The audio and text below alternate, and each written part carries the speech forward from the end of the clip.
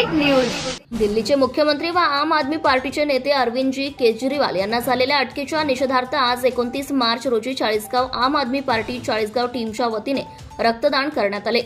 केजरीवाल यांना झालेली अटक ही बेकायदेशीर असून अशा प्रामाणिक व देशभक्त व्यक्तीला अटक करून भाजपा सुडाचे राजकारण करीत आहे आणि एकीकडे इलेक्ट्रॉल बॉन्डच्या माध्यमातून झालेला भ्रष्टाचार आणि खालून वर चाललेल्या भ्रष्ट कारभाराबाबत आम आदमी पार्टी लढत आहे।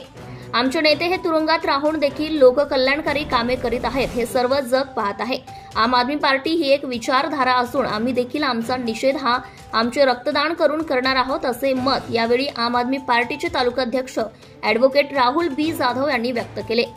यावेळी आम आदमी पार्टीचे ललित बिडे, जितेंद्र महाले, ओम सोनार, वैभव पाटील, गणेश सोनार, दत्तात्रेय वडनेरे, किरण महाले, उदय सोनवणे, वसीम खान, सुलतान खान, वसीम शेख, इब्राहिम खान यांनी निषेध नोंदवलाय।